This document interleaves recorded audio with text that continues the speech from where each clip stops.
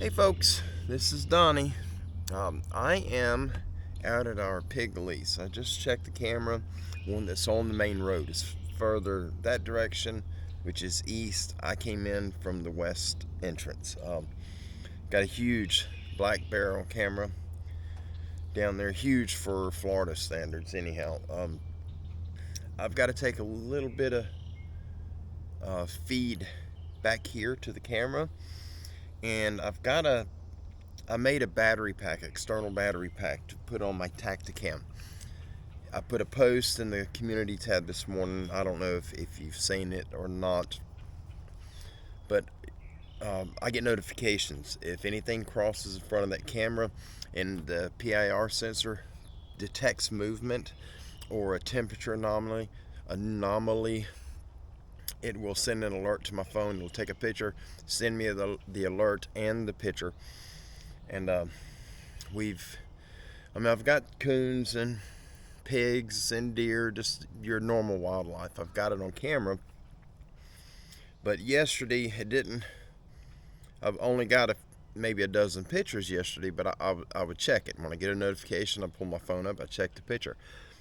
And I check the battery on them constantly. I got two Tacticams. I'm always looking at the battery, making sure the battery's good and the memory card's not full, because it'll give me all that information on the app. And the battery was 70% or 74%, and I put the phone back in my pouch, and before I could close the little Velcro there on my pouch, it went off again. And it's the same notification if I get a text message. So I pulled it out, see if it was a text message, another notification. So I opened the app and look, and in just minutes, my phone or my camera battery dropped from 70 something percent down to 50 or 40. It's low, but I checked it this morning again. Let me see what it is now. I'm trying to pull it up. And this is it's down to 50%. It's right there. It'll give you the percentage, 50%. And anyway, that's the, I need to change the name on these. These cameras are moved, and you change the name if you move them to a different area. And I just realized I have not changed the name. I got to change both of them.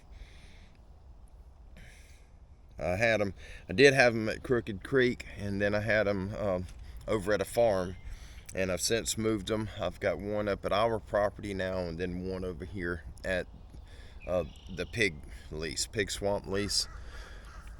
But anyway, the battery's 50%, so it's still showing the same, but it just dropped really quick in minutes, and that's not normal. So I made a battery pack, and I'll show that to you in just a minute. I am not feeling I don't feel alone out here.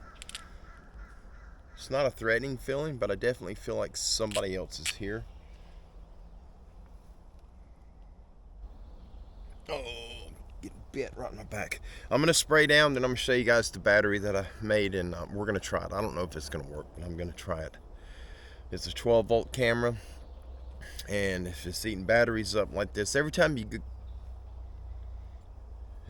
go in to change batteries, especially during hunting season and pre-season, you leave a human scent trail. It forms like a little wall in there, and it will affect your hunting. So you guys that are hunters, if you're new into it and you're not very familiar with the running of cameras, you need to run some really high-end batteries in your camera and try to change them out right before season starts, and don't go back in there. If it's a cell camera, you don't need to go in there until the batteries are dead, unless you're going to move it. But I highly recommend going with an external battery pack and possibly a solar charger to keep it charged, so you can leave it in there and not have to go back to that camera at all. Something moving in the brush behind me. You guys should be able to hear it. I do not have the microphone hooked up. I'm using the stock built-in mics, so it should pick up everything. But alright guys, I'm going to get this stuff together. We're going to go back here, and I'm bringing you along. You're going to be riding on the chest mount. Let's do this. Alright, here's the battery that I put together. This is a power cable, and it's supposed to fit my camera. Supposed to.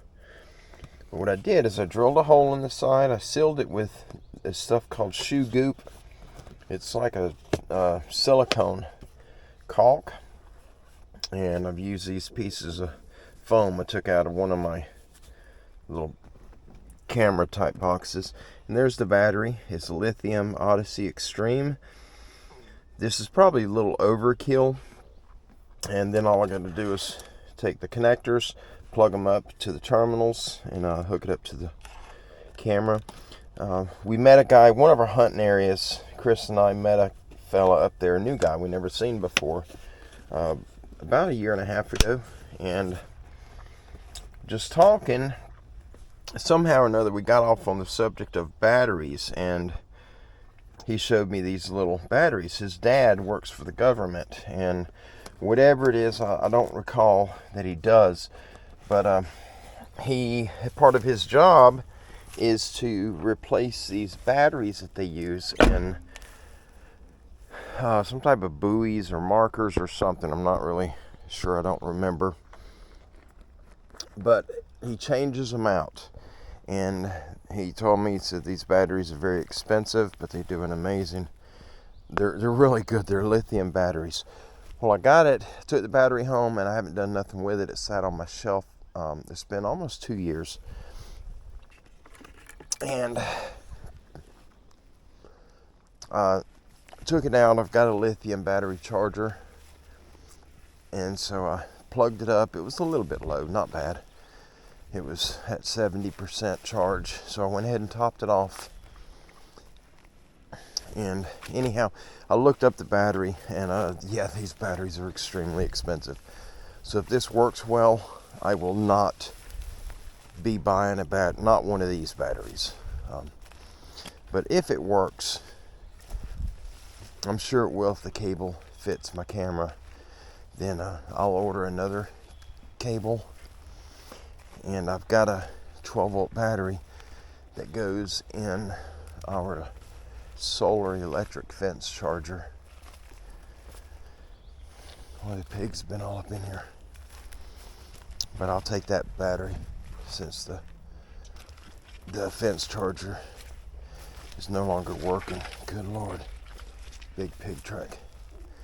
But I'll take the battery from it and use it. I've actually got that battery on charge right now. I don't know if it's going to work. It's a regular lead acid battery, but it has not been charged in a couple of years. So if it charges, and this setup does work, then I'm just going to order another charger wire that connects to my camera, and I'll do one of my other cameras with a battery, an external battery pack. This is mainly a test phase, just to see if this is going to work. Because if it works, then eventually I'll set all my cameras up with these portable external battery packs. And all I used was an ammo. Oh, we got spider webs everywhere. I just used a cheap ammo box I got from, I think, Rural King. Holy mackerel, it's mosquitoes. I did not spray down, you guys. Oh my Lord. This is ridiculous. They're all in my face. Oh, sorry. Holy cow. Alright, you guys, I've got to spray down. This is ridiculous. Stand by. Alright, guys, I'm sorry about that. I just sprayed down everything. I put the tick spray on my boots and my legs. and put the picaridin or whatever that other spray. It's not DEET. That DEET will burn you up. I think it's called picaridin. I put that all over my arms, my ears, my neck, my head, my face, my chest, my back, all over the pieces, parts.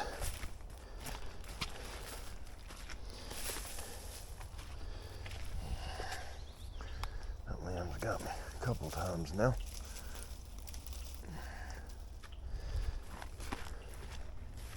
Trying to be careful bumping into the limbs. I don't want to get hit with hornets again. I got ate up. I still got marks on my stomach from where them hornets got me last week.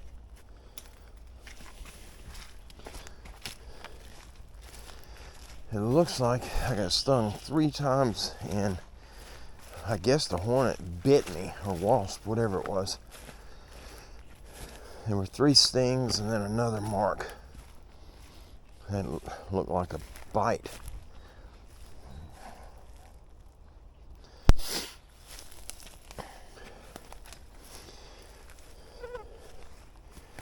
But that was just a little bitty wasp nest that got me.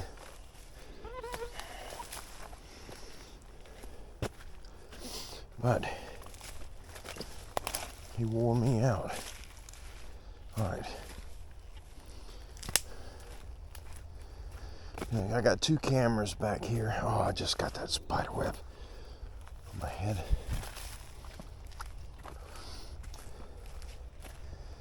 The cellular camera, I don't have to check the card in it, the memory card. I'm going to connect this battery pack to it. And then once it's connected, oh, these bugs. Buddy, you're still landing in my ear. But I'll connect the battery pack. And if it's working, then I'll just format the memory card and delete everything that's on it.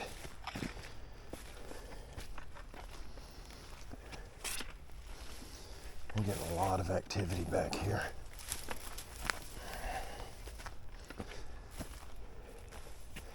I don't have much corn left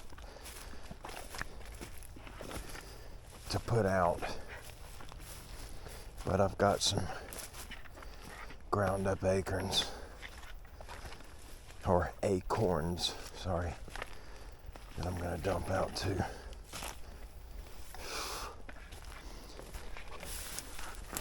We're still kind of testing the acorns. Another big spider web.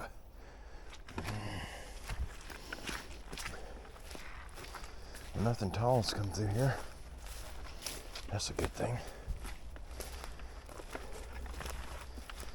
First camera's right up here.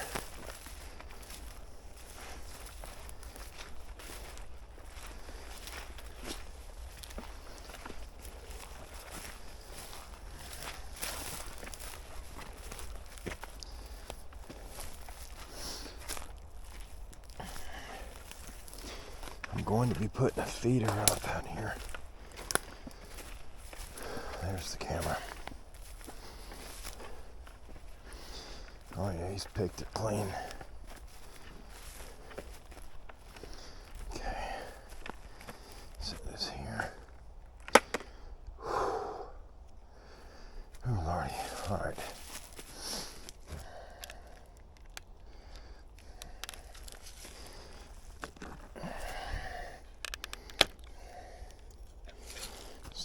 Off.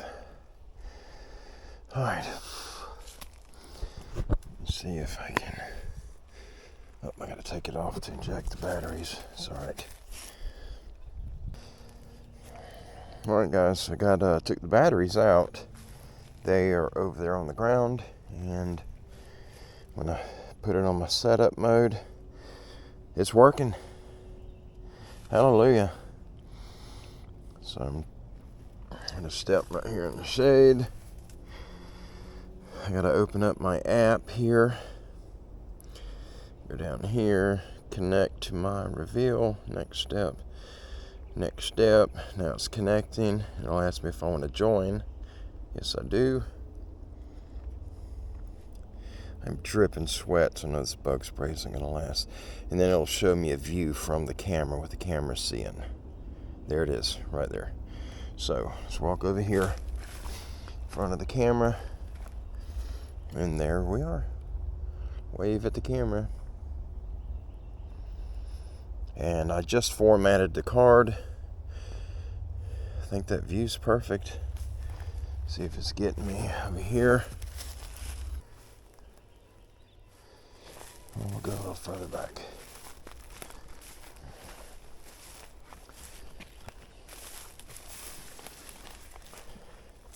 Got deer tracks and pig tracks. Ooh, that's a big deer right there.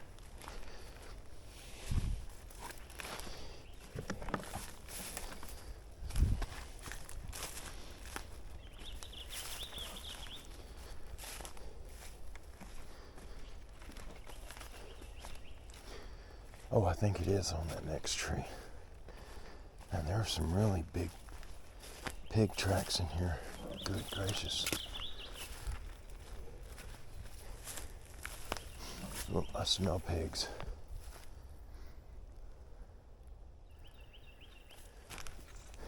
I have to be careful right here because I can smell them.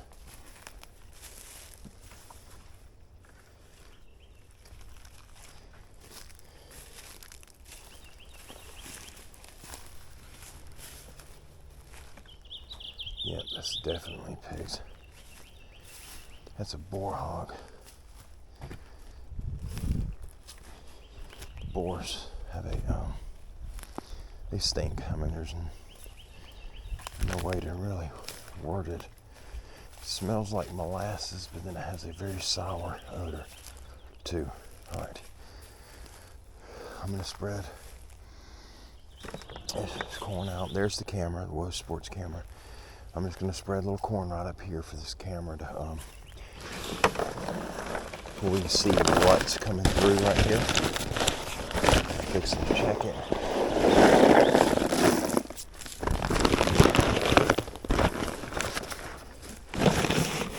I think I'm gonna walk a little further down the trail since it's not as flooded right now.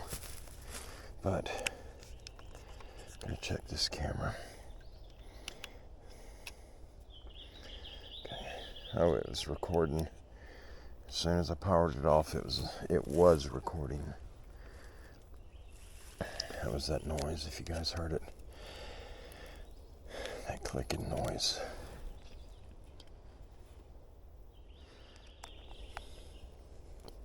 I'm really nervous in this area. There's no particular reason for it, but I've only got one clip. I don't know why that is. I'll just import it and see what it is.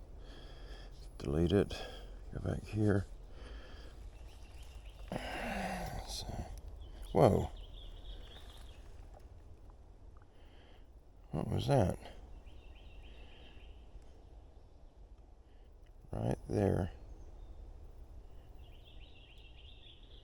I see horns. How is there horns right there?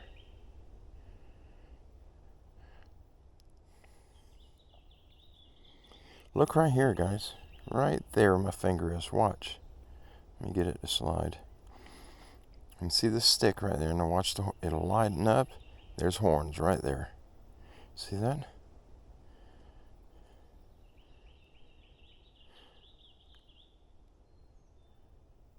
What the heck is that?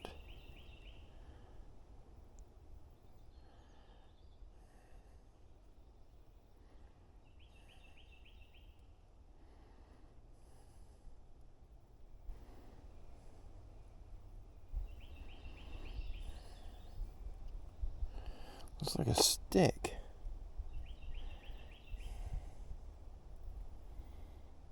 And that's all that's on it. It looked like a stick. Whatever it was, it come right here. It come right in front of it. strange. Okay. Just aiming right down the trail. Let's walk down here a little bit and see. I got scared out of here. I got spooked and got out. Nothing chased me. I just got really scared the last time I came in here. I've only been in here one time back here.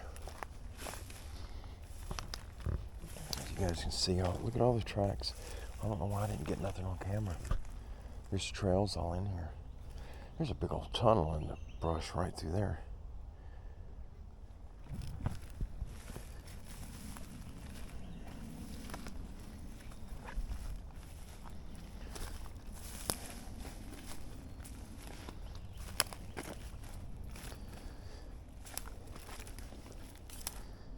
Guys, I have articles. I brought some with me. Look how pretty that is back in there. Wow. It's opened up. It's higher ground, but it goes way back in there.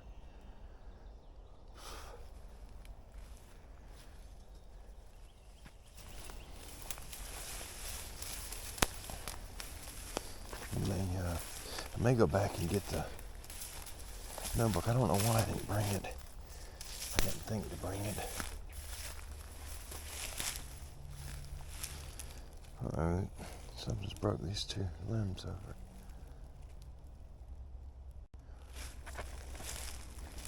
I know it's broke over because last time when I did come in here, I seen that deer rub right there. Right there, see it? See the marks on this? A buck rubbing his horns on it. Both of these are pulled over.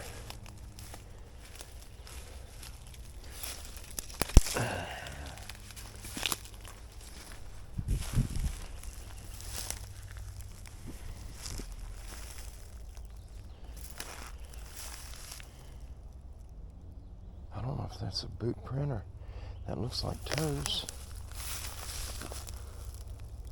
That looks like toes, you guys. That print right there. That is toes. It's a skinny foot. If you guys can see it, put my boot next to it. Heel to heel. Oh, it's bigger than my boot. That's a size, that's a 12.5 or 13 boot. Let me smash my print in so you can see. Alright, you see my print?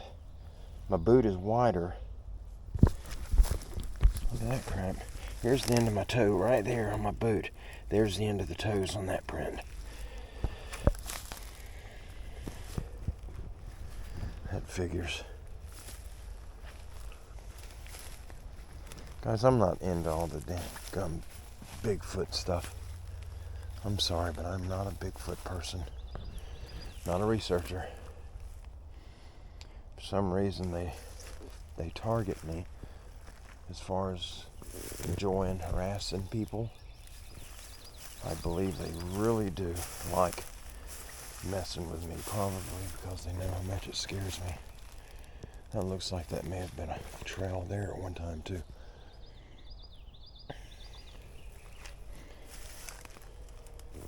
That one's skin up a little bit, that bush, and right there. And we have not had the four-wheeler over here.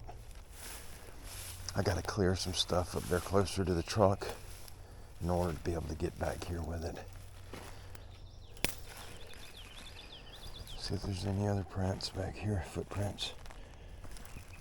And that's the first one I've seen over here.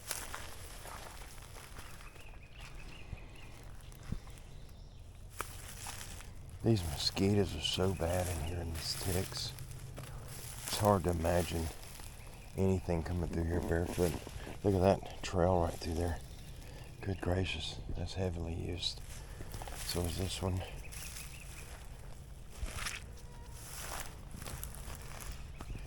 See it?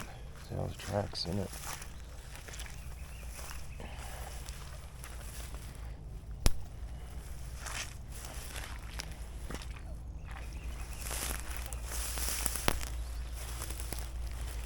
Trying to watch for snakes. Got my boots on, but that doesn't mean anything. Pigs have been all up in there too. And back there. Wow, they really got that tore up back there. Oh, get off of me. This was, I think I'd filmed when I came in here. The only time I've ever been this far back. Pretty sure I filmed it. But that tree was, the top of that tree was broke. And there was another one back here somewhere. And the top is on the ground close to it. And the top was still alive.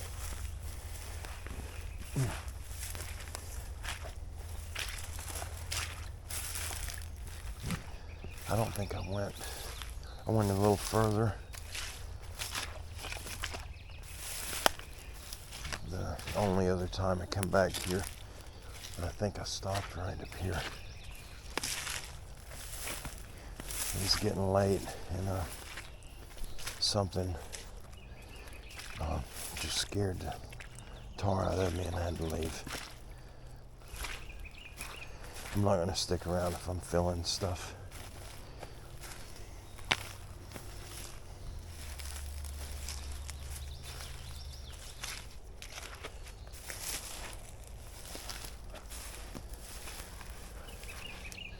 I may bring the tractor back here and try to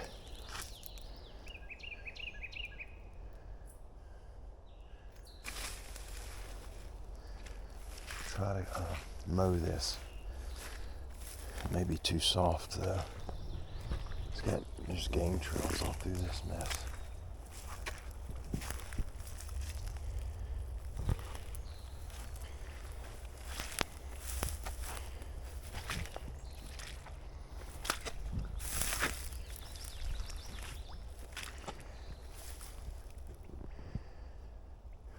Trail right there, and another one right there.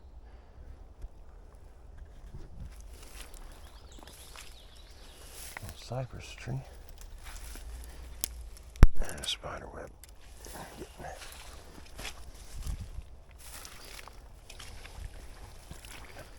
Oh, this is getting mucky.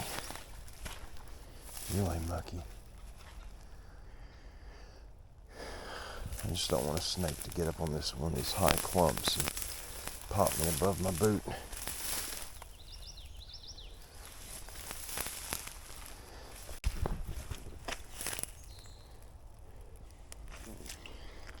Heavy trail right there.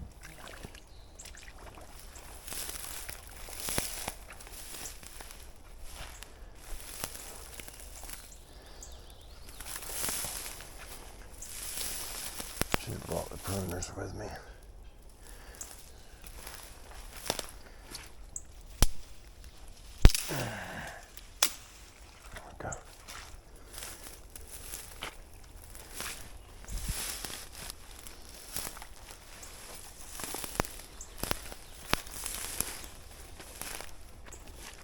There's a lot of wildlife back here.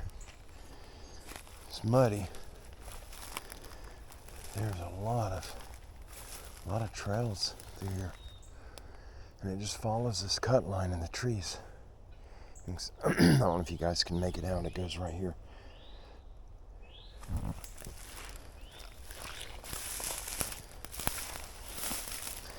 think I am going to bring the four-wheeler back here. I feel a little better having something motorized that can move pretty good.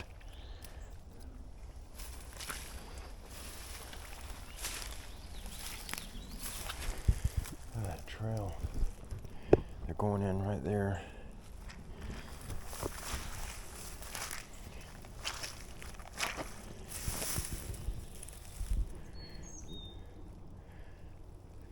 A lot of activity right here. If I could mow this, open this up, might be able to put a shooting house up in here, or there's a hole. Shoot, I could probably put a tree stand in that pine tree right there. All right, I'm gonna go back.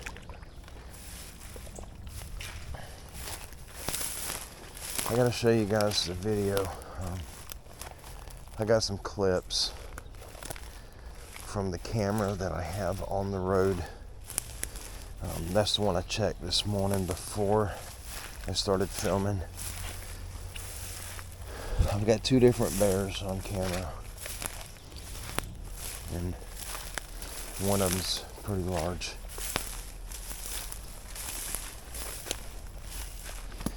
Here's my boot prints. Yeah, they definitely do not look like they have toes.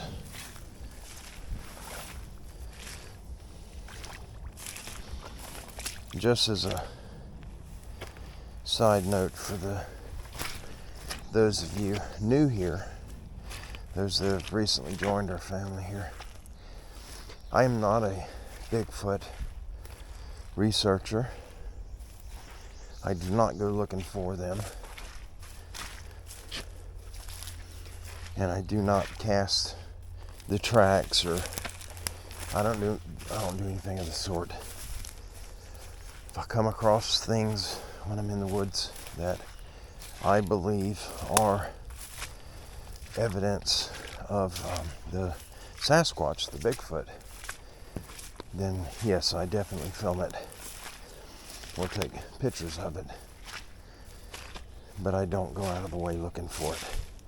And I'm not going to carry along 10 pounds of plaster of Paris and water and junk on my back just so I could cast a footprint. There's just millions of people have already done it hundreds and hundreds of times, and it just hasn't done anything for the topic.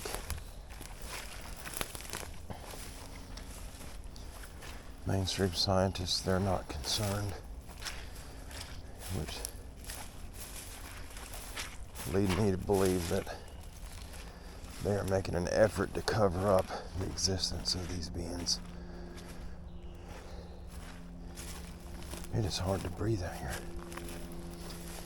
It's supposed to be in the mid-90s today.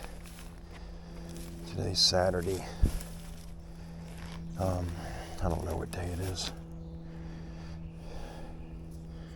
Today is Saturday, May 13th. And what time is it? It's 11:28 a.m. And it's already 90 degrees.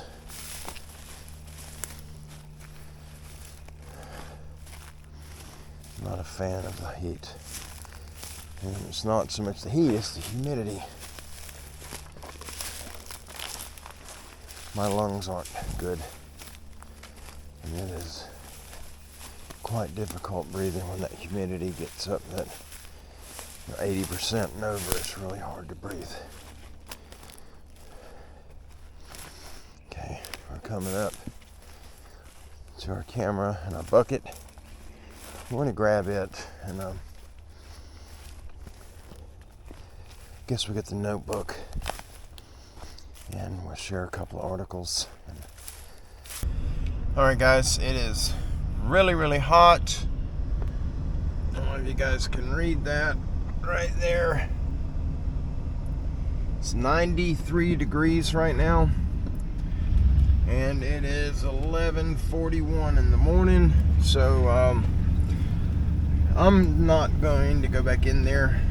I'm sweating insanely bad. And so I'm not going to read the articles right now, but I am going to include them in this video. I'm going to read them from the AC. Oh, what a hole. There's a little, oh, and I'm stopped.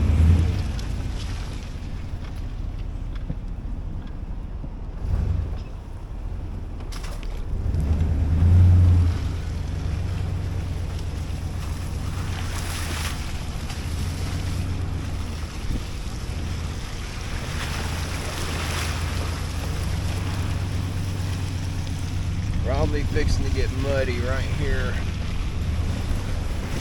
Oh, that's deep.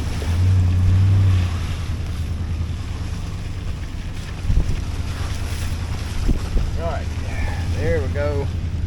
Alright guys, I'm going to read the articles from the air conditioning of my home, and I'll probably go somewhere where it's quiet and read them from there. and then I'll just remove the video of actually reading the articles, and I will add it to some different footage. Oh, I guess I need to take it out of 4-wheel drive. Did it go? Oh yeah, it went. All right, I gotta get out and go lock this gate up. But stay with me, don't go nowhere. I am going to be adding the articles. I'll put in some of the video clips I got. Now, guys, they're nighttime clips. So I got some clips of some raccoons fighting that came off the camera that's on this road, but back a half a mile or so. But anyhow, I'm gonna get this locked up, and I'm gonna get to the house, and I'll be adding the articles right behind it. See you in a minute.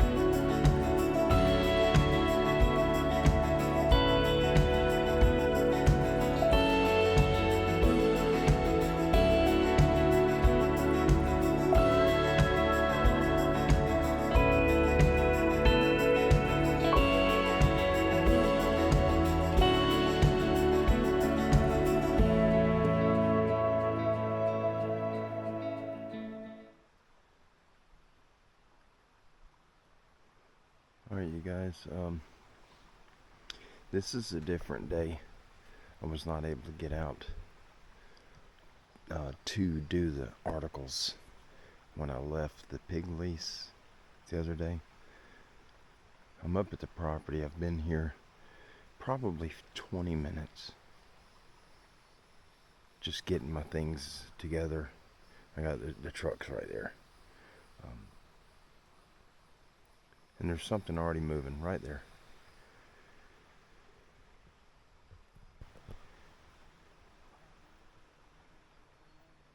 And I don't feel comfortable right now.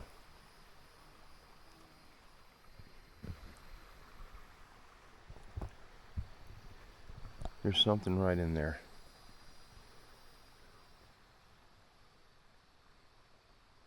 And no, I'm not saying that it's a cryptid of any type. I don't know what it is, but we have bears here. We have large cats, panthers, we have bobcats, and a lot of coyotes. And I've only got my 9mm on me. It's got 12 rounds in it, but with the shorts, the 10mm, it's a bigger framed firearm, and it pulls my shorts down. And plus my holster is broke, Brother Jeff gave me a alien gear holster a couple of years ago, 2 or 3 years ago, and it's just worn out and it's no good now. And I don't have a holster that fits it correctly, and the thumb guard on the 10mm digs into my side when I wear it. I want to go this way and go across the creek up here, but I'm afraid to. I don't know what that is in there. It doesn't sound like a squirrel. It sounds like something fairly large.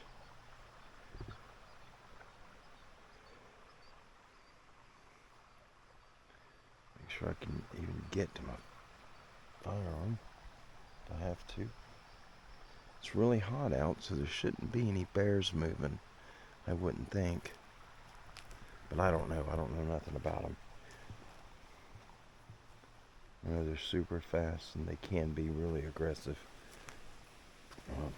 Let's just ease on. I just fixed all of this with a tractor. All of this was washed out.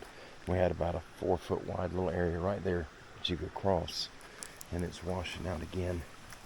There's the creek right there. There's a lot of water in it. I wanted to go down this bank right here and get down by the creek where I can get in it, because you can cross. You can walk through this culvert. It's, I don't know, 6.5 feet tall. The opening on the inside. All right, let's move up here. Act like everything's good.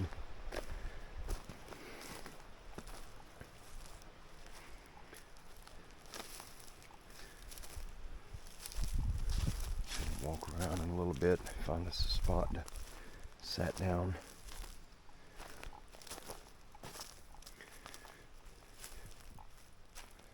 Something's been digging right there.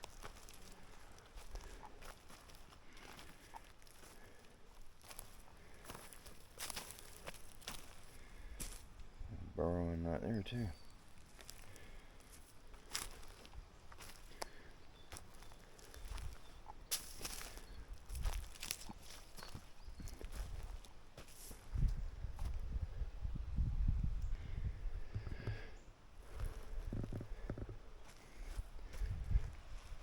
We've got to get this culvert area. We've got to do a lot of work on it. We're going to bring the driveway through here, through the culvert, and it'll end up back that way. We're just going to have to go up the hill here and then turn, and then go back to where the road is by the 10-acre side.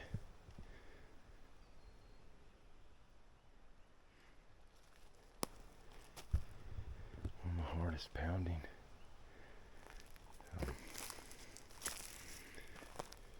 Another hole.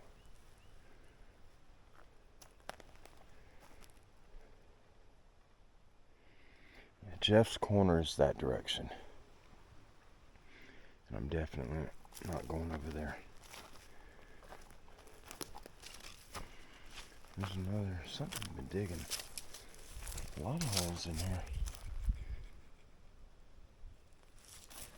I don't know what's doing that. I don't know. Coyote, perhaps. Here's a piece of what we call fat lightered.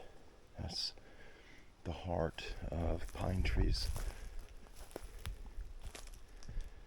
If a pine tree dies and it remains standing, like this one, this little one right there, over time the sap, the turpentine in the tree leaches back into the heart of the tree, and then it hardens, and it just about petrifies the core of the pine, and it is extremely flammable. It'll burn even if it's wet. You could take that lightered and you could store it in a 5-gallon bucket of water, literally, pack it in a bucket and fill it to the top with water, and whenever you need it, pull you a piece out, chip it up into little splinters, and touch a lighter to it, and then it ignites immediately. Now if the tree is hit by lightning, it'll also do that. That one's full of them wood ants. Look at all the babies right there. Oh, they're mad. Sorry guys. There's another big pine pushed over. It's still alive. That little one there is not. That one.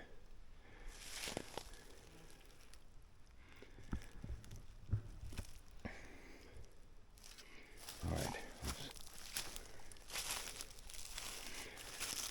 Walk over here.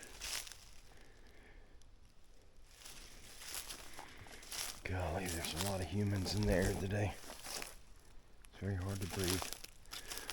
Alright, I just heard something move in there. That made a lot of noise. That's where the creek is. We just crossed the culvert right down, right straight through there.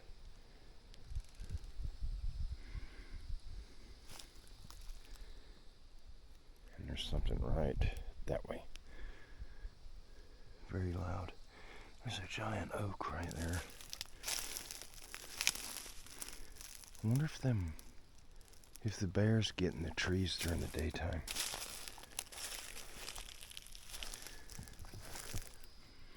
Because that's a really big magnolia tree right there, and then beside it is the big oak.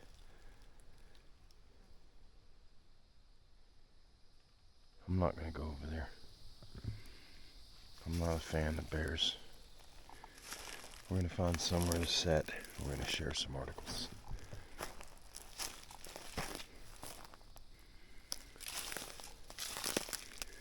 I heard a snake.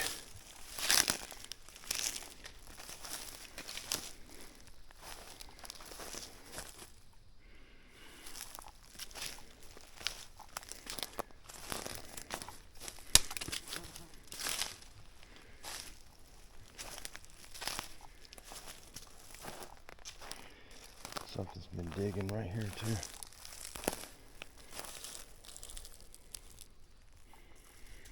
Right there.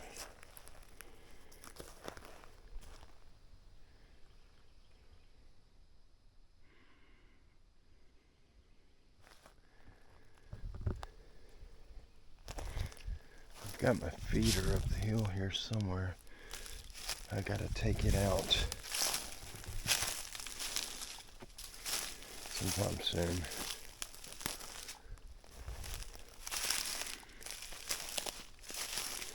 I think it's right up here.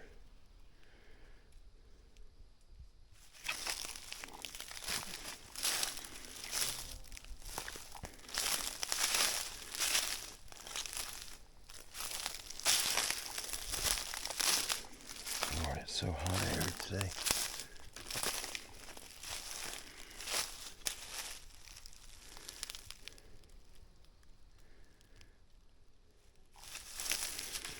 Should be able to see the feeder from here.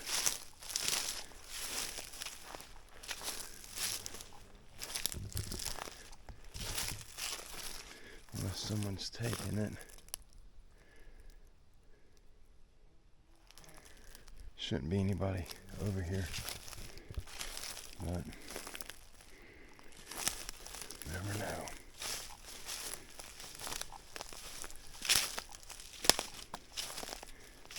More trees.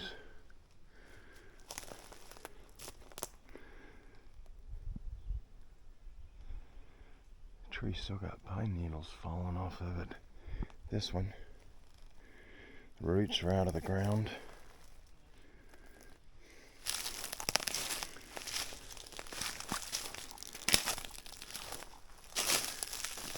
Spider web. And there's the blind. Feeder should be right here. Nope, there it is. Okay, it's over here.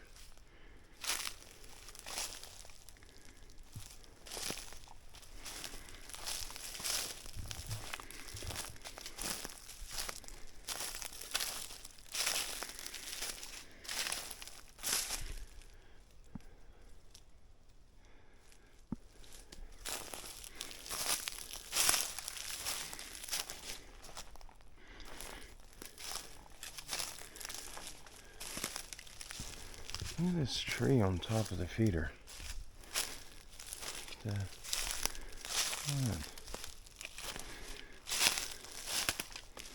I mean, this on top of the feeder. Jeez. Make sure there are no hornet bugs. I may get this thing out here today, maybe. Can't believe this thing fell a little. Oh. That thing hit me right in the head. The limb broke off and flew up in the air and caught me in my head.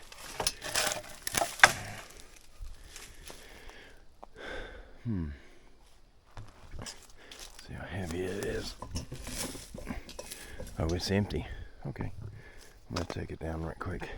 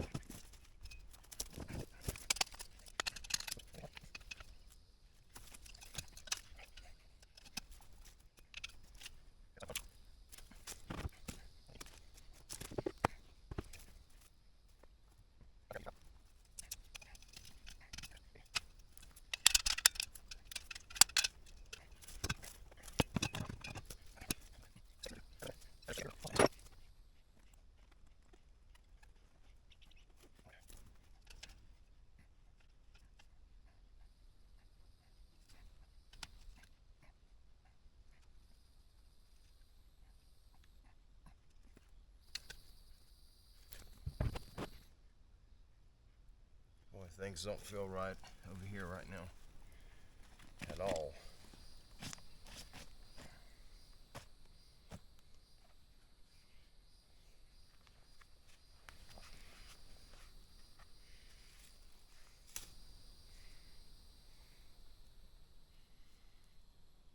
Alright, we're going to walk back down here in a minute and grab this. I'm going to walk up to the hunting blind. It literally feels like someone's in it looking at me. Let me get this turned around. Well, hold on guys. I'm trying to get my screen where I can see it. There it is. Okay. This thing's got two screens on it, and in order to be able to see what I'm filming, I need the screen on that's facing me. Sometimes I'm sweating and it doesn't react to my touch. It is touch screen. Looks like a homemade blind right over there. Alright, these trees that are cut, I did this. You guys, that's not, it's not from an animal, that's from me.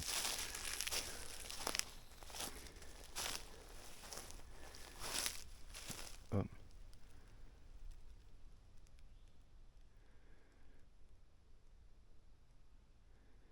Sound like movement. Anyone in there? Ow.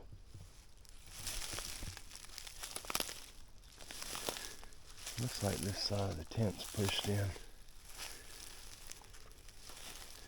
That corner. It is. Hello?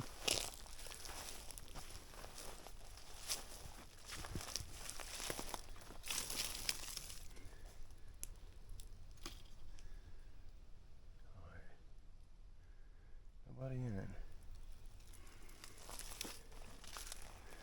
Probably hornets on it. I meant to cover that thing up when hunting season's over. I'm gonna look at this. Find it again. There's the feeder. We were over there by the feeder. See all these, all this animal tracks, deer prints. That's an old deer scrape. The blind's right there. I mean, literally 15 yards, and the deer came in and started to scrape. We've seen him a few times sitting in it, but he was a little guy, little young buck. Okay, it's just a tree, dead tree that fell. I was looking at the limbs and it looked like a little blind.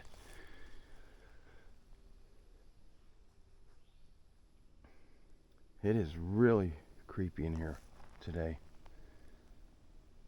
Like abnormally creepy. Definitely got a bad vibe to it, a bad feel. Guys, I guess I'm gonna find somewhere to we'll have a sit down, and I'm gonna share some articles with you. I don't want to be on the ground because the ticks. That's where your ticks would be at. They'll be on the ground. They climb up your legs, your feet.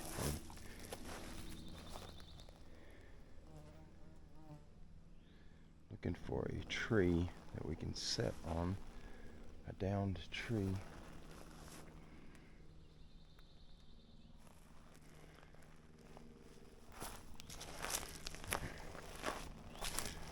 Go up here.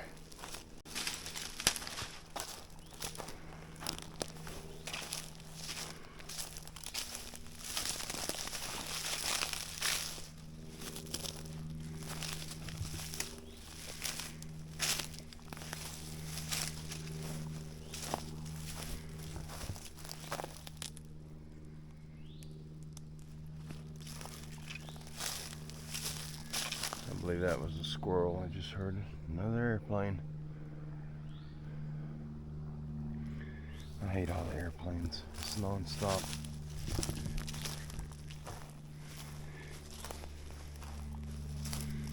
It's hard to hunt because a large part of your hunting is hearing, listening for them faint footsteps.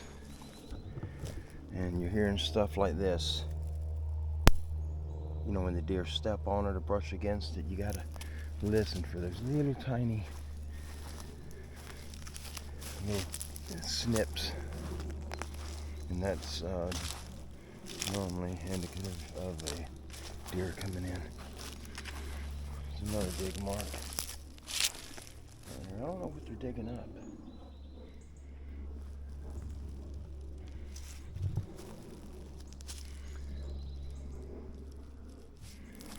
That would be safe to sit on. It's got a hole in it. Probably some type of critter in there come out and bite you on the backside.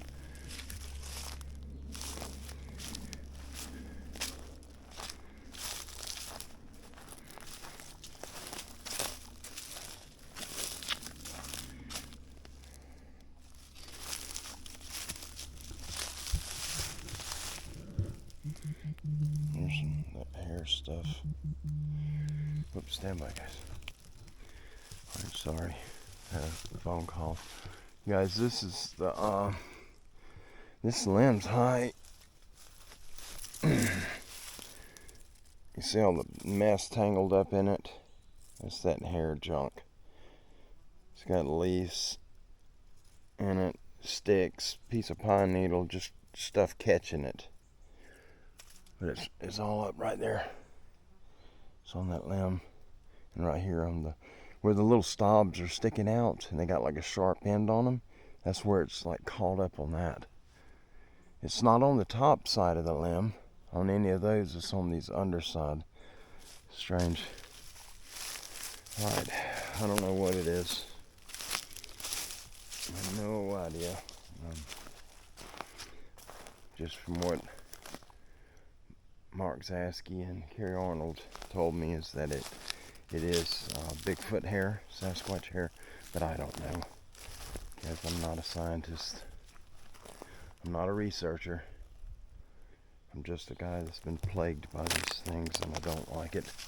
Don't like it at all. This is my love for life is out here in this stuff. This is what I love. And experiencing activity from these big hairy giants, it ruins it for me. I'd love to be able to come out here and just enjoy being here and not worried. I'm continuously worried and looking over my shoulder, and I don't like that. It's not fair. In my opinion, it's not fair. I didn't ask for none of this mess.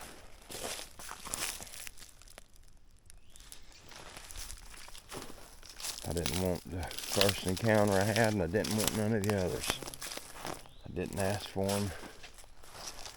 I didn't put in a request, and I certainly didn't pray to have them happen to me. But this, unfortunately, this piece of property that we have, that direction, northeast corner of this property, there is so much activity. And we have seen the big guys here. Kim and I have both seen them. Look at that water here right there. Golly. You pull the stick out of it. Look at that. That's a pretty good bit right there.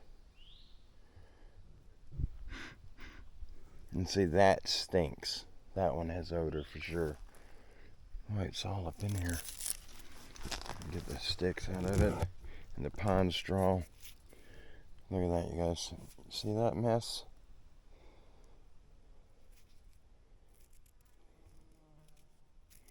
It's got pine straw in it right there. This one doesn't smell as bad as that other batch right there. Oh, this has got like a brown tint to it. Or a red tint.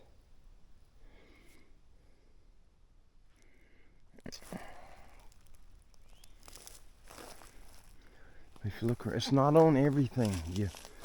Like all these other trees, it's just some stuff. You know, all these other limbs hanging down, there's nothing on them. But like this trail, following this trail that we come in on, you can see the trail, see the ground smashed flat, and it goes right through there. Look right here. Under this limb that's hanging down, it's got all that junk tangled up in it right there. It's got pine straw and sticks in it too, but I don't know if you guys can make that out. It's hard to see the screen. Look at it. It's got that stick hung up in it too. God, stuff's nasty. I don't know why I'm even following this doggone trail. It goes that way. Well, you can see way down there. It goes that way, and oh, it goes right here too. It goes right through here. See, there's none. There's no hair on this stuff. Gotta follow the trail. See, there's none on this one. Look, there's a piece right there. A little piece of it. Stuff right there.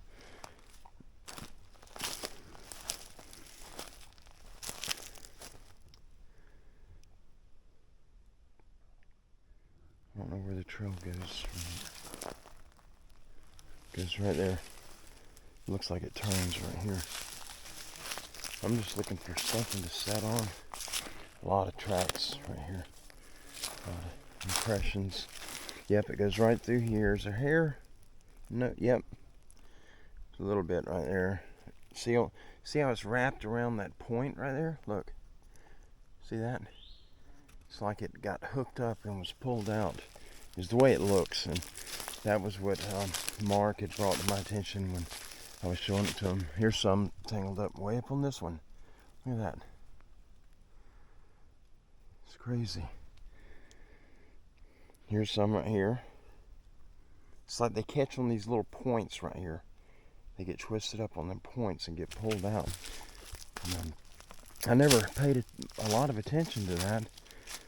I've seen them before, and Mark or Carrie, one of them had found a pile of it. Was following one of the trails like the one I'm on right now, and it was on all the limbs that hang over the trail like this, had pieces of hair on them. Every now and then you could find some yellow colored hair.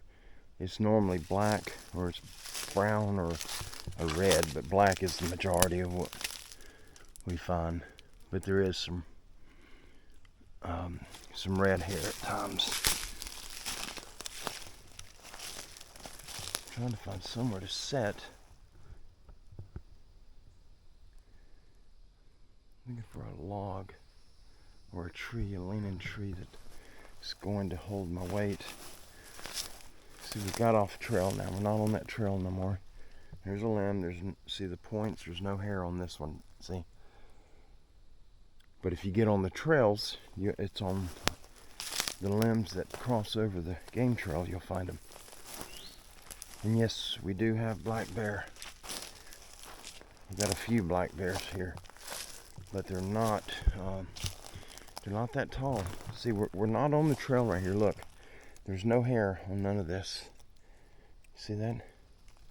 All of these sharp points, there's no hair on them. We're not on the trail. Get over here and find where the trail is, and once we find the trail, you'll start finding that mess again. So I don't know. Is it a grass, a moss? I don't know, guys. I don't have an answer. Oh, there's a lot of deer tracks right here. Tremendous amount of deer tracks, actually.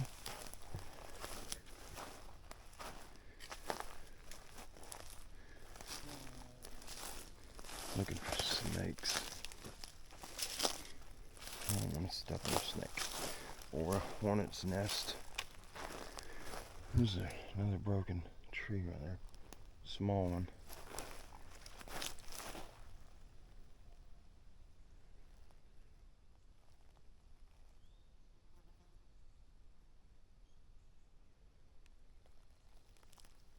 Sound like somebody hooting real loud.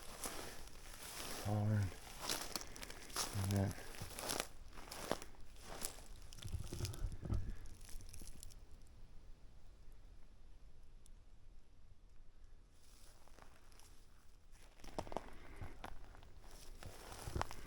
looks like a trail, but it's hard to tell. There's a tree right over there. Maybe able to get on, but it's right in the wide open in the sun.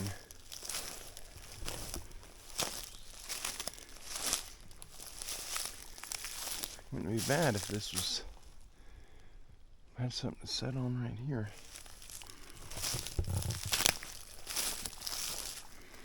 Guys, this video is probably going to be very long, and I'll just apologize ahead of time. Now, I'm sorry. That's a fresh dig. It's still fairly wet.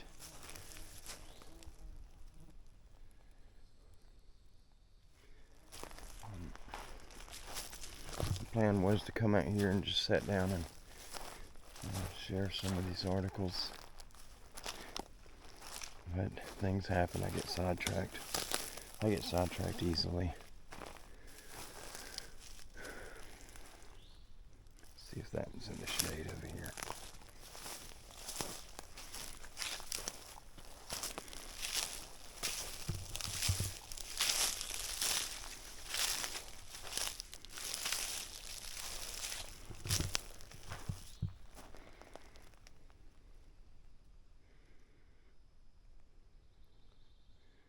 I could sit on that one over there, but it looks pretty dead.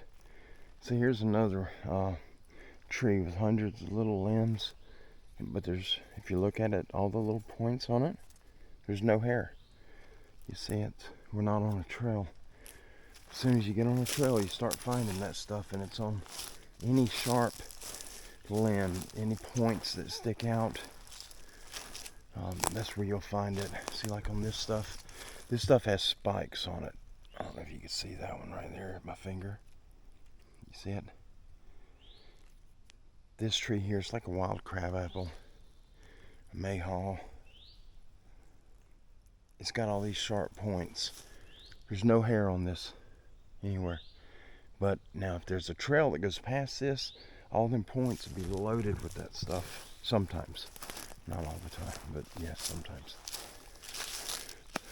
Oh, the tree's a lot smaller than I thought. Well,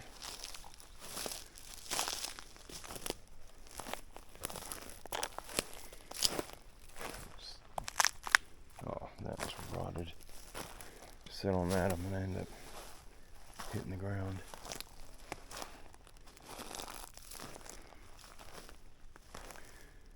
What's that right there?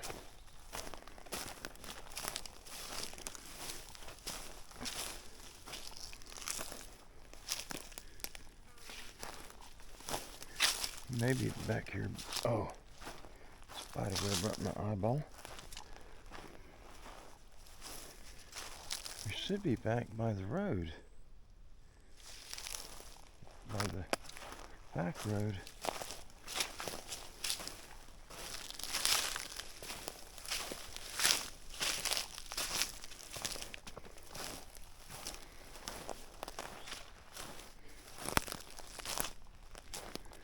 It's nice and open right here.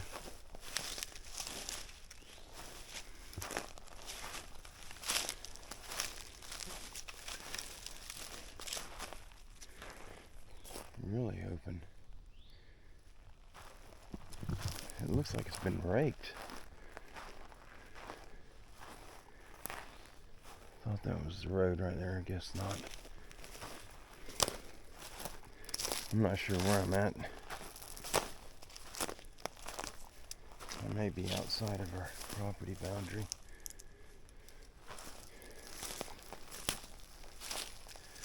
I have to check my map in a minute and try to figure out where I'm at.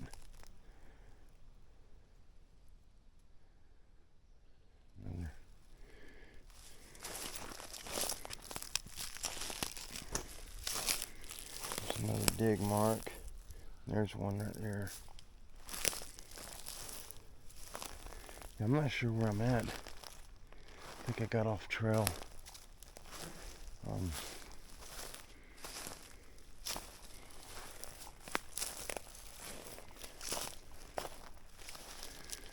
a tree down right there. Oh, I see one of my ribbons. Alright, so where's the other one?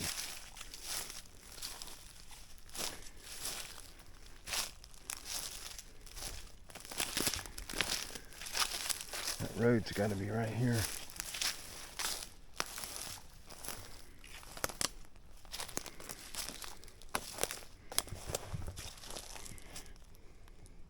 See the hair? It's right in the shadow right there. It's caught on one of the thorns. Here's a piece right here. There's a piece right there.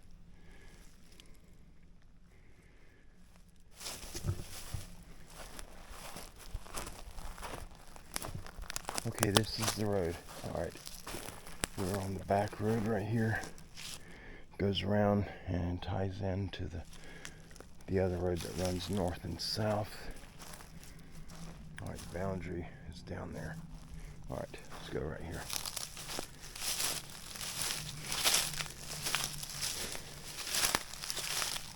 I have some different articles. I've got missing persons articles, and we got a UFO articles or article. This may be alright here. Oh, trying to get that stick off right there. There we go. Maybe I can sit right there.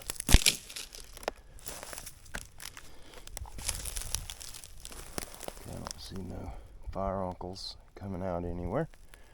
Alright guys, let me get it set up. I'll be in the shade right there.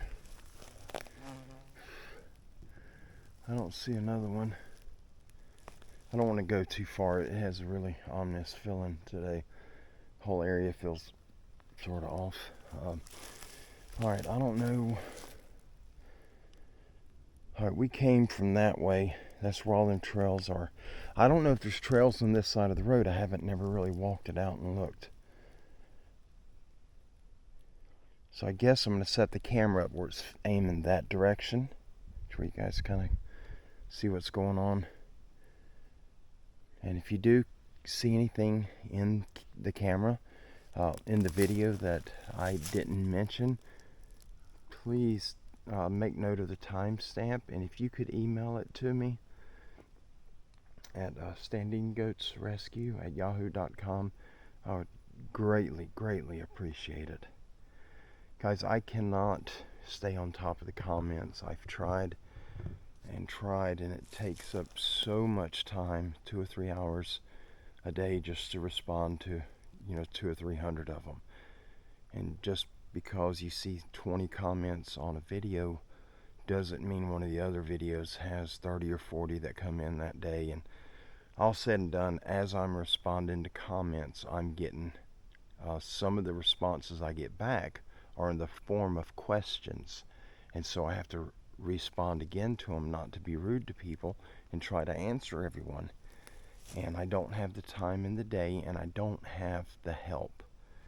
It's just me doing this. I don't have any help at all, other than research, and Brother Don Moore, he does all the research for us, and he's doing that for all of us, and it's a tremendous load off of me.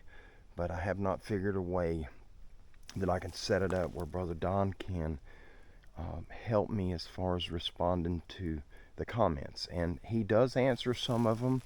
If he doesn't know the how to answer correctly, he does respond to some.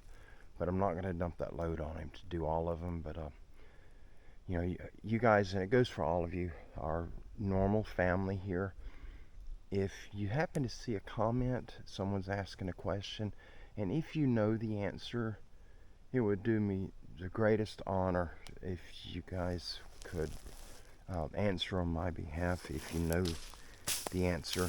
If we get, somebody sending in rude stuff, as we always get, just ignore them. If they're bullying, then just click the 3 dots off to the side and report it to YouTube. And if you'll let me know, if we have offensive, vulgar comments, and of course I will report them to YouTube, and I'll remove the comment. Alright guys, I'm going to get set up. Sorry about blabbering my jaws. Let me set the camera up, and we're going to share a few articles. Alright guys, let me get my glasses out. My good glasses, I had them in my side pocket on my jeans a few days ago, and I was on the motorbike and I heard them. They blew out, and I think they hit the saddlebag buckle or something, but I heard the clink of the glass or the metal arms on them hitting the buckle, and I felt down and they were gone. And I was on a highway, so no retrieving that. All right, tell you what, we are going to do, I've got a lot of these missing. I really want to do those on a live show, mainly because of the pictures, a lot of pictures in them. And I do want to share the pictures of all of those, because it's important that we put these people's story out. And this one here has probably got pictures. Yeah, this has pictures to this one, and I'll try to share them as well. And you guys, I want to just make mention right quick. I was informed of a comment. I guess it was a couple of people, not part of our regular family here, but just a couple of people. And it evidently made them mad or upset them because I choose to read articles by paper. And I want to just explain to you, for those that are wondering why I don't do like Steve Isdall, and I get that a lot. I need to be like Steve, and well, I'm going to be like Donnie, okay? And unlike the areas where Steve shares his emails by reading them off his phone, there is a ton of electronic anomalies that happen on this property. And if I'm in an area that the phone isn't being messed up by whatever's in the ground, whatever's causing the issue, if I'm in a spot where the phone's working fine, if there's a sound, if anything happens that draws my attention away from the screen for 30 seconds or whatever, I don't know the time frame, but there is a a time frame that if I'm not doing anything with the phone, the screen goes black. And when that happens, when I open it back up, it doesn't open up to where I was at while I was reading. It opens up, I have to open that note or that email, whatever it is I'm reading, I have to open it back up, and then I have to scroll down and try to figure out where I was when I got distracted. And it is an aggravation. If there's photographs on it and I try to share the pictures on the phone, on the camera, there's usually a glare you can't really see, and it's not for me. I like the paper. Our brother Don Moore puts a lot of work into the research, typing this stuff up and then putting it on a memory card, taking it to his library, and then having them print it out for us. There's a lot of work he puts into this, and I'm sentimental about stuff like that. You know, from the people I care about, you guys and gals. You send me stuff like this, and it means a lot to me. I'm just not into the digital world, the emailing and all that mess. It's just not for me. But if that's what you're looking for, it's not going to happen here. I have done it a few times in the past, and I absolutely hate it. And I might do it again sometime. But if I have the choice, I will be doing these shares by paper. And it's just me. I'm old school like that. I'm in my mid-50s now, and it's just the way that I like doing things. It's simple, and the batteries don't go dead on this paper. If there's electrical disturbances in the air, it doesn't affect this paper. It certainly does my phone. My phone dies out here all the time. It'll get to where it won't even respond. You can't get it to do anything. And all I can do, you can't get it respond to touch, the buttons don't work, nothing works, and I just have to let it sit out until it drains itself down, because you can't remove the battery on an iPhone. Once it completely dies and shuts off, then it'll work again. And that's happened up here on 3 different iPhones. So yeah, I try not to use the phone at all out here. But anyway, enough of that. I apologize. Let's get on with this. All right, this right here is it's a UFO abduction, and I'm just gonna start. We're gonna get right into it. Charles Hickson and Calvin Parker's terrifying UFO abduction, in their own words, and this is part 1 of 2 parts. This will be part 1. Oh, I got a tick on me. Did I burn it? All right, the date and year is October 11th, 1973. The location is Pascagoula, Mississippi, which is Jackson County. The pier off the west bank of the Pascagoula River. The information source for this article is a 1975 CTV interview with abductee Charles Hickson, Sheriff Fred Diamond, Julius Bosco, MD, Pascagoula resident Larry Booth, who saw the UFO, Beyond Earth Arthur Ralph Blom, and a 2019 Fox 10 TV segment interviews with abductee Calvin Parker and Captain Glenn Ryder. The preface reads, on October 11th, 1973, a UFO abduction of 2 men fishing along the Pascagoula River in Mississippi would take place.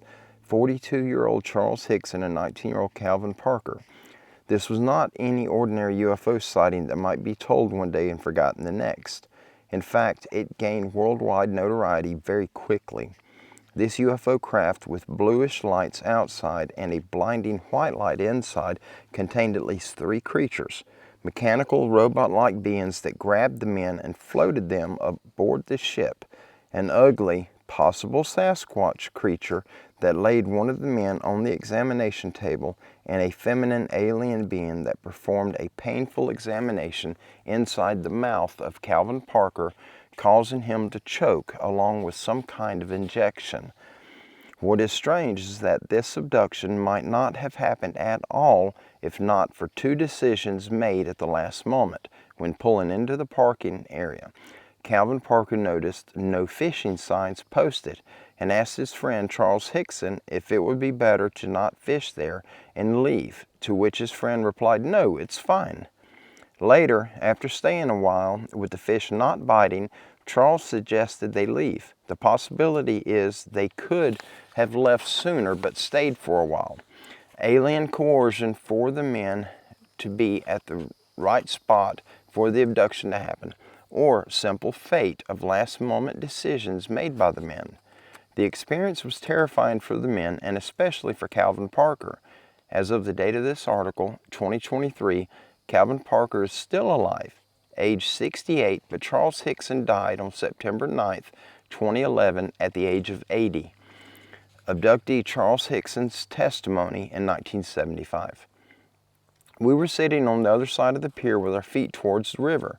We were fishing in the river. The fish were still not biting, so I told Calvin we might as well go home. I guess that's when I heard it, some kind of zipping, whirring, whizzing sound. And when I turned around in an area about 40 or 50 feet away, there was some kind of craft which looked like it was going to come right down to the ground. But when it came down, it hovered about 1.5 to 2 feet above the ground. We didn't know what to do. With the river behind us and that craft out there and us not knowing what it was, before we had time to really do anything, it seemed like an opening appeared towards the end of the craft. It had a blue flashing light, but they went out. When the opening appeared, some source of light from inside the craft shone that was almost blinding.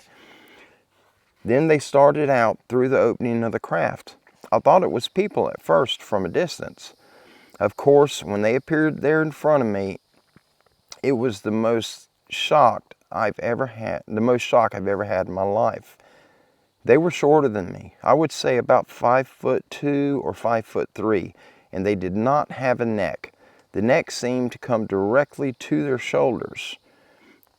There was something that came out to a point around where your nose would be. On the sides of the head, there was something that came out to a point also from the ear area and a little longer than the nose, but it still came to a point. They had slit-like mouths. It seemed to me that when they came out of the opening, let me start that over. It seemed to me that when they came out of that opening, doorway, or whatever it was, they were instantly upon us. They had arms. I saw the arms move right in here at the shoulders. The fingers were welded together, but they had something like a thumb that stuck out. You might liken them to crab-like pinchers.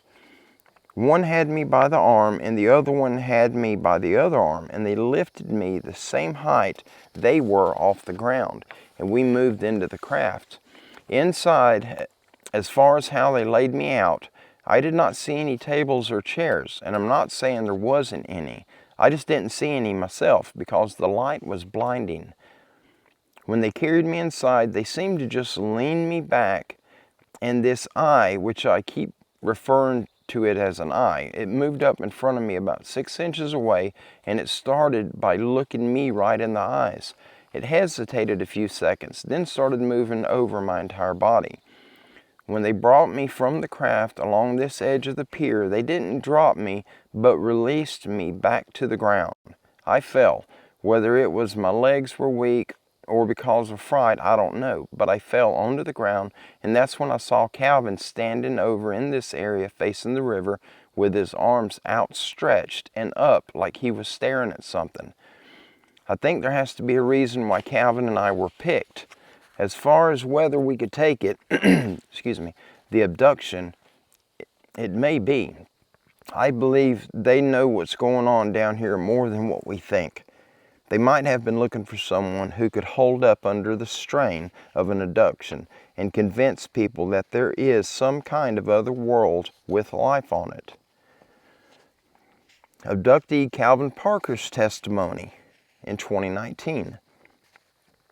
And Calvin says, the car was parked up here, and I don't remember this area of water being here because it was filled in at that time.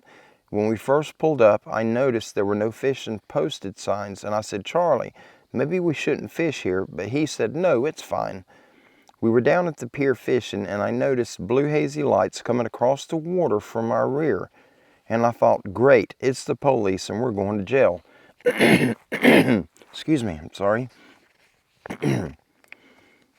The craft landed probably 50 to 100 feet from the car in a marshy, tall grass area. I'm sure it left an impression in the grass if anyone had actually came down here to look, but no one did. We were fishing and I was looking across the way at the old Coast Guard station where an old Noah ship used to sit. That's when it landed behind us. We stood up and turned around to look, and that's when a door opened with a blinding light inside. The light shone all over us, and then I got my vision back. I first saw the blue lights of the craft reflecting across the water like when a police car has its lights flashing. After we stood up and turned around to look to see a blinding light from the door, that's when they came out of the craft and picked us up to take us back aboard.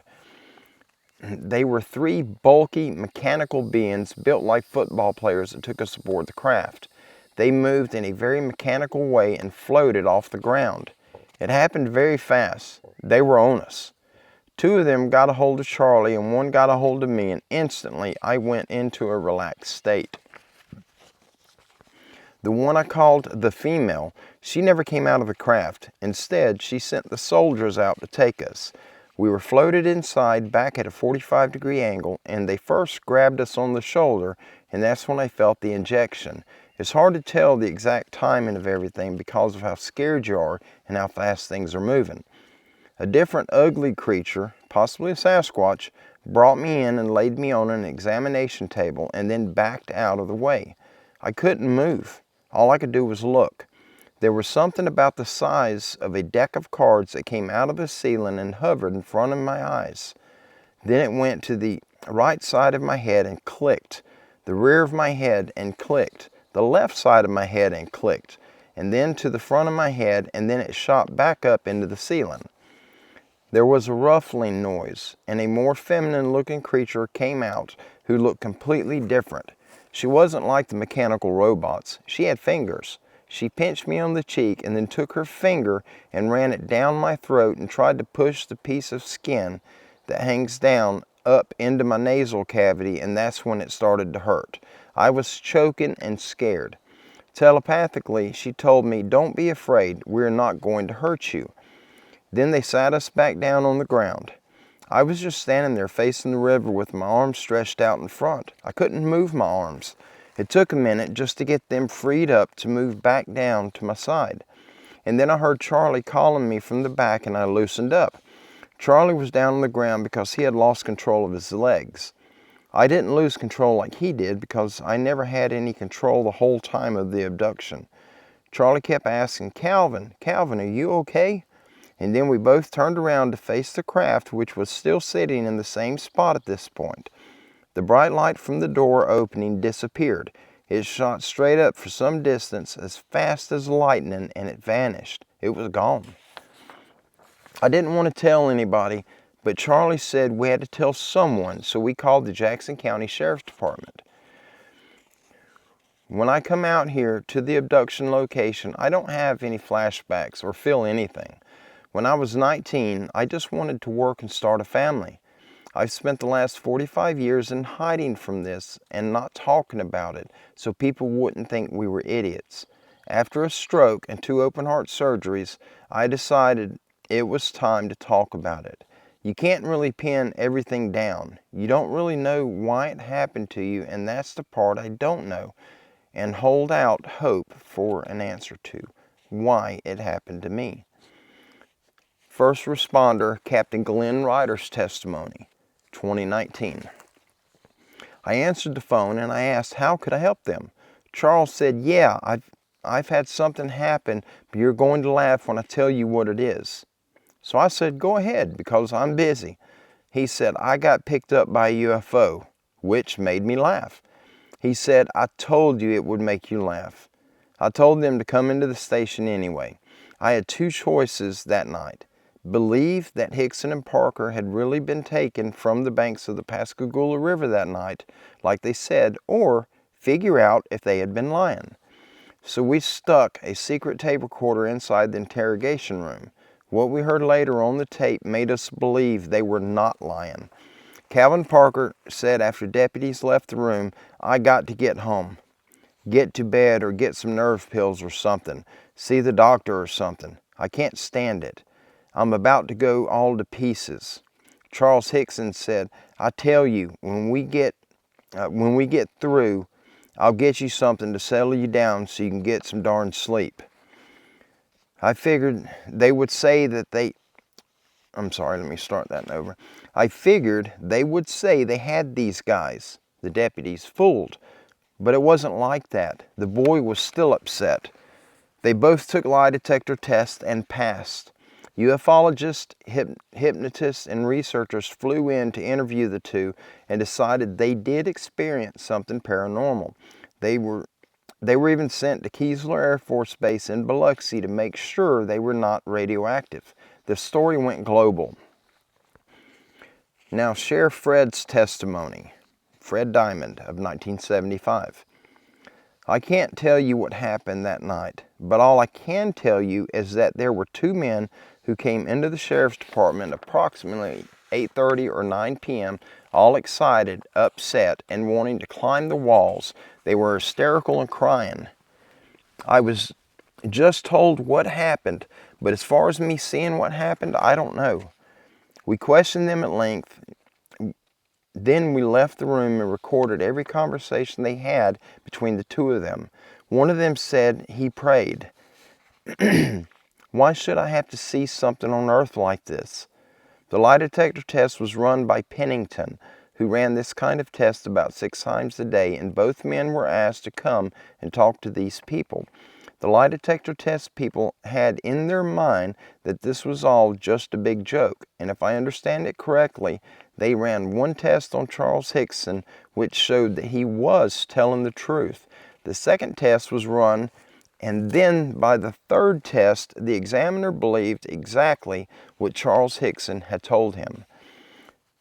Now, the medical doctor Julius Bosco's testimony in 1975.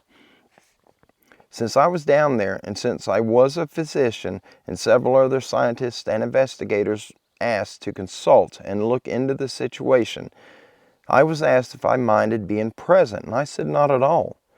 While it is still very difficult for us to believe that a spaceship landed and that robot-like creatures came out and actually took these two people into the spaceship, these men, in my opinion, believed that they saw this. They were being honest in reporting what they did. Calvin Parker, I was questioning him, and at one time he wanted to climb the wall because of how shook up he was. Now Biloxi resident Larry Booth sees the UFO testimony, 1975.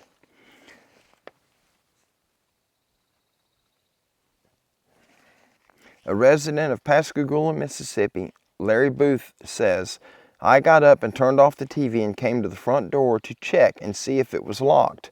I looked out the small window at the top of the door, and that's when I saw this object above the streetlight. It caught my attention with its lights, but it made no noise. I opened the door after a few seconds to see if I could tell what it was, but it just took off. It was round with lights all around it, turning in a counterclockwise motion. There was a dome on top with a bright light shining out through the top of this dome. To tell any more details about it, you could not, just the craft with a dome on top. Now, author of the book Beyond Earth, Ralph Blum's testimony in 1975. Author Ralph Blum of the book Beyond Earth says when it happened to Charles, the creatures, whatever they were, did not communicate with him. Now, it's enough to say you saw a UFO to give you trouble these days in some towns, but to say you were taken aboard is just a suspect idea.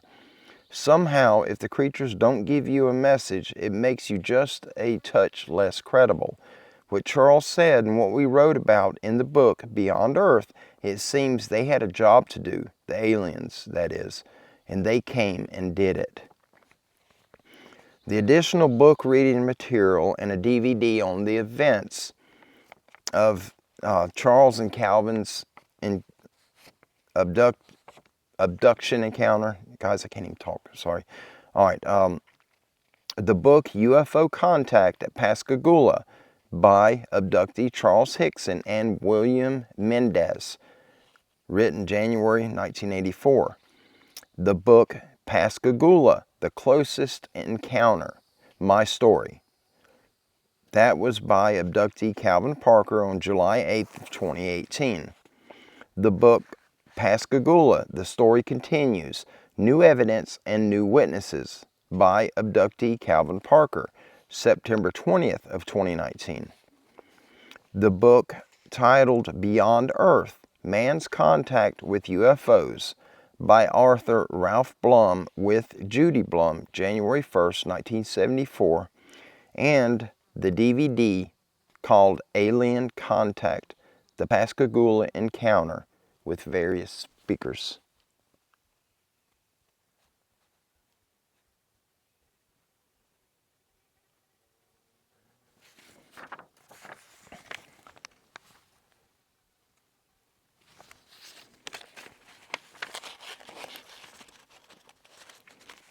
I'm going to show you guys some pictures here.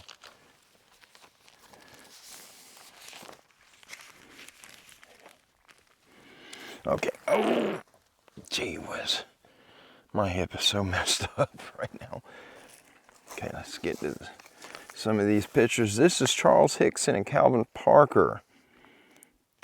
This was at the Sheriff's Department in 1973.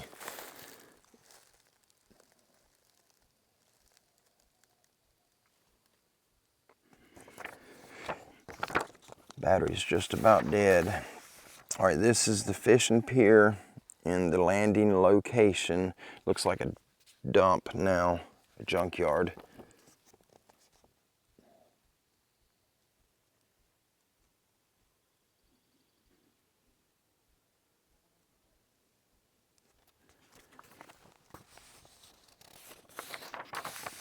And here's a recent video of the original abduction location by a local TV station. I know you guys can read what's on it, and I apologize. I'm not trying to make anyone feel offended because I'm reading these. I'm sorry. This is the illustration of the oblong-shaped UFO where they were floated inside.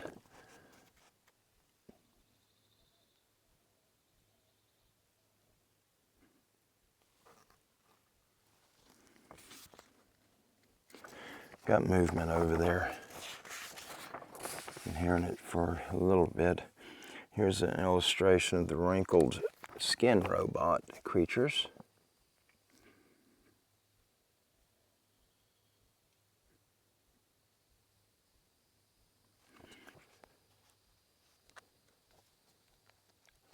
I don't know if that was a stick or something falling. It is getting a little weird feeling here. All right, here's an illustration of the 5-foot-high wrinkled skin robots.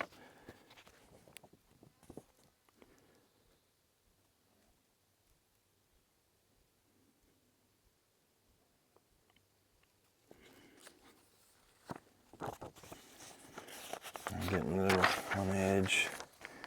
The feminine-like alien inside the craft that performed the painful test. I guess the one where they got choked, Calvin.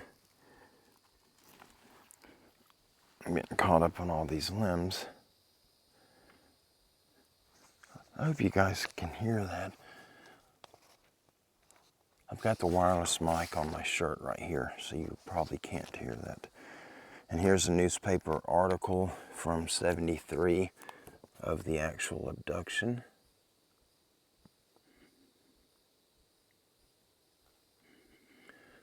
What I'm going to do, you guys, we're going to do the missing people one on a live show. There's something definitely walking over here. Here's a drawing. Sorry guys, I'm getting a little quick. The battery's about to die on my camera.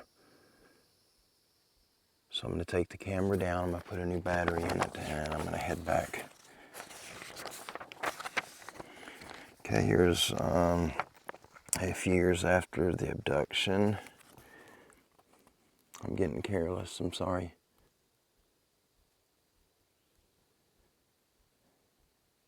If you need to You can pause it on these pictures to get a better look. I'm sorry, I'm not holding them up longer. I'm really getting nervous right now. I don't know if it's a feeling I'm getting or if it's just me. Here's Calvin Parker in recent years. And again, if you need to read what's below these and I'm not holding them up long enough, just pause the video.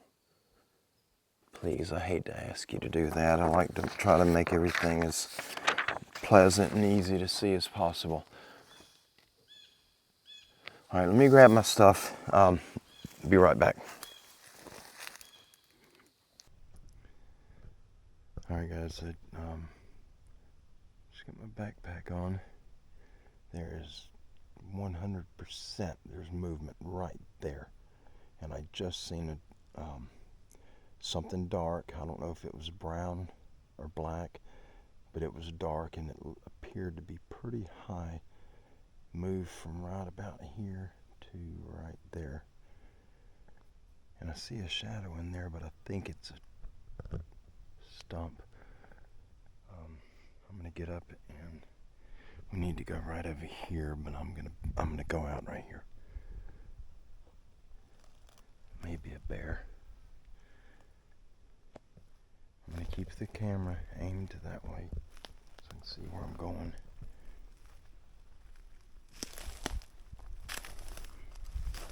You guys just keep an eye back there for movement.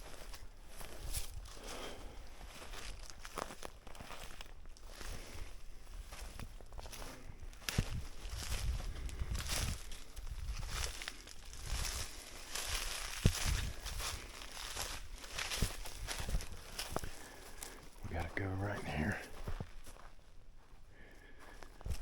This has been up here 3 times. Recently had no issues, no activity, no nothing. A lot of bad feelings, but I haven't had any activity from what I believe to be Sasquatch. I haven't had any.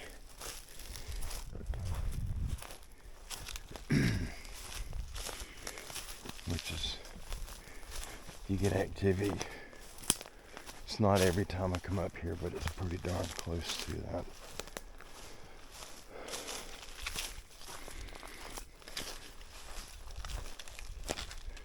All right, I'm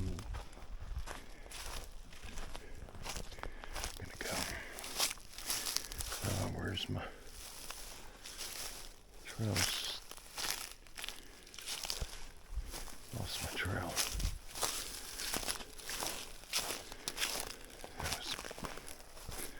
Took a wrong turn. Crud. I'm hearing movement, but I don't want to stop.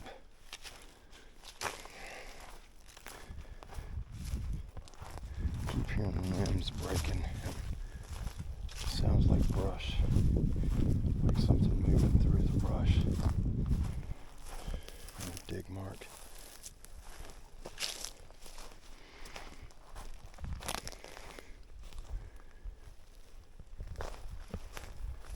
I hate it when this happens.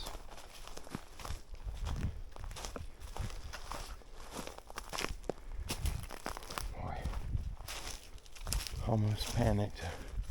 Reached down to check my side. Just anytime I get animals around me or something when I'm out in the woods, animals that I can't identify, always reach down and just kind of touch the grip of my sidearm. Just comfort, just knowing that it's there. And I reached down, I didn't feel it, and almost went into a panic. But I'm carrying the 9 and it sits a little further back and it's in a much smaller holster. It's there. I've definitely got it with me, but for a second I didn't think I had it. Thought I lost it.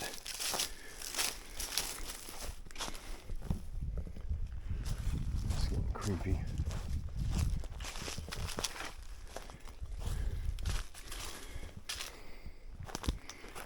All right, I'm gonna grab this this feeder and get out of here.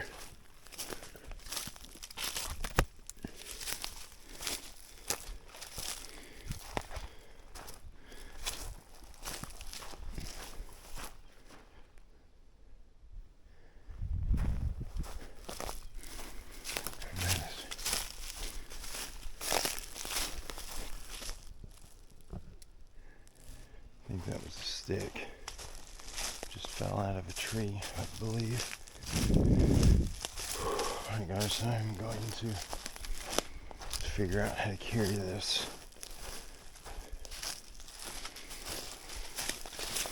Okay, stand by please. Alright you guys, I'm sorry. I got it.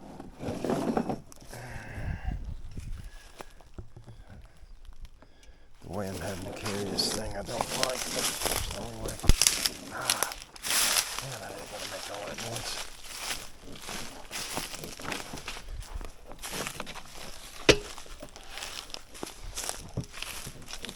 I didn't bring my chest strap. I left it in the truck.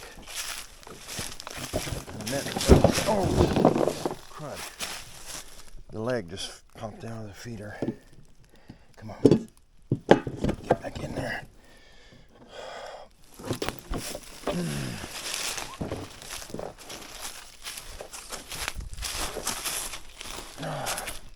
This is very painful.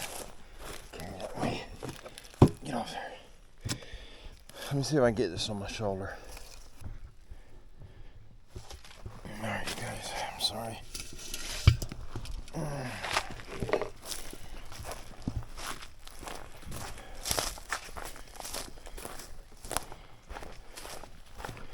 I've been trying to get this feeder out for a while. And the last few times I come in here, I parked over on the other property. So it was a little rough to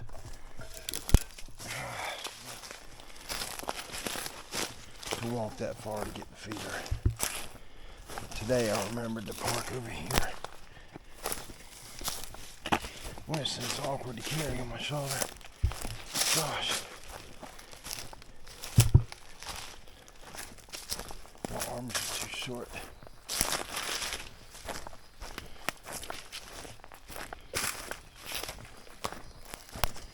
Alright guys, well, jeez. I got the leg caught on a vine. This will probably be it on this video. Let me see if I can get a hold of the motor part, maybe. That'll make it a little easier. That's a little better. Alright, this is probably going to be it on the video. We'll do the missing people. We'll do them in a live show. Share these people that are missing.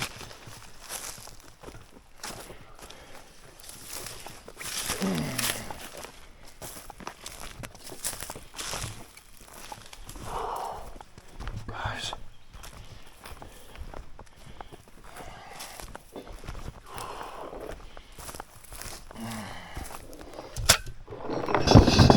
Oh, gee whiz.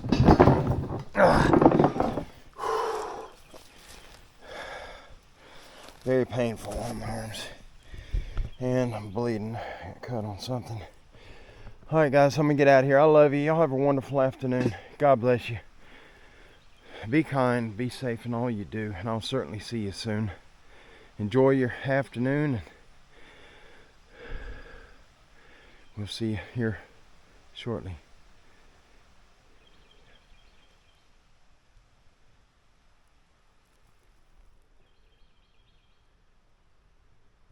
Yeah, that's coming from that way. That's what I thought.